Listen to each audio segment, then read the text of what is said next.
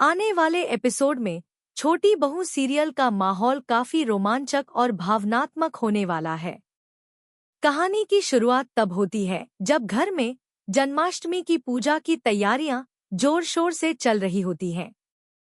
हर तरफ रौनक छाई होती है और सभी बहुएं मिलकर सजावट, भजन और आयोजन में व्यस्त रहती हैं।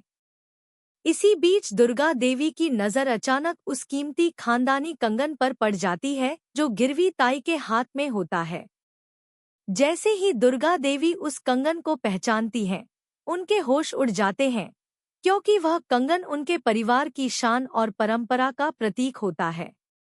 हैरान और गुस्से से कांपती हुई दुर्गा देवी तुरंत गिरवी ताई से पूछ लेती है कि यह कंगन उनके पास कहाँ से आया।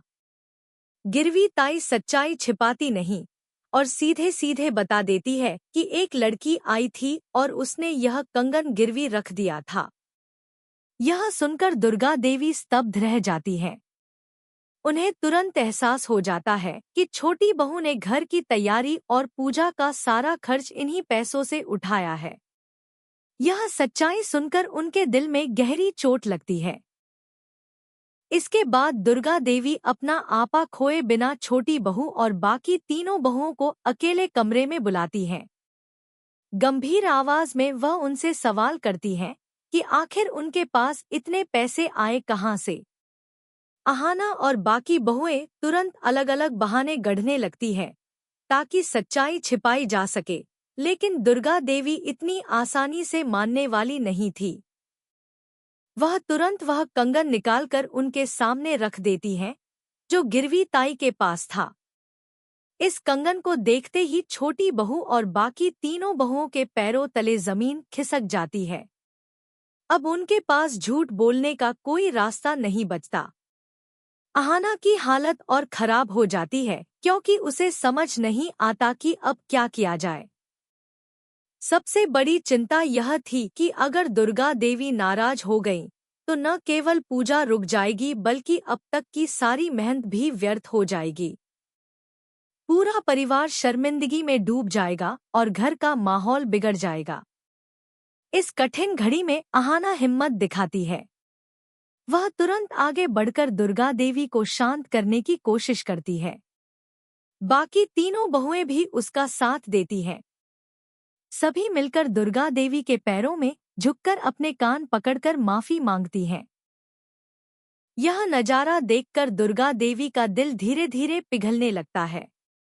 उन्हें एहसास होता है कि अहाना और बाकी बहुओं ने ऐसा किसी स्वार्थ के लिए नहीं, बल्कि सिर्फ और सिर्फ उनकी खुशी के लिए किया है।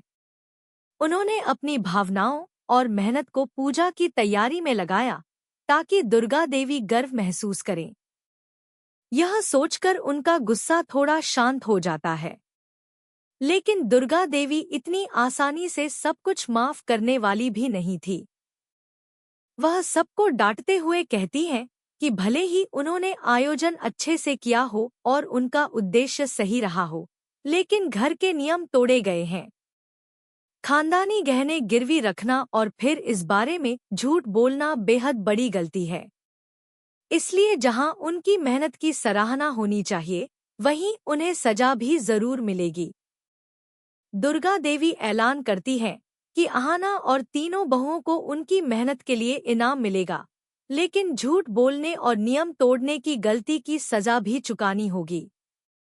यह सुनकर बहुओं का दिल जोर से धड़कने लगता है। उन्हें समझ नहीं आता कि आखिर दुर्गा देवी किस तरह की सजा देंगी। इतना कहकर दुर्गा देवी चारों को माफ तो कर देती हैं, लेकिन साफ शब्दों में कहती हैं कि इस विषय पर वह बाद में और विस्तार से बात करेंगी। इसके बाद वह वहां से चली जाती हैं, लेकिन कमरे में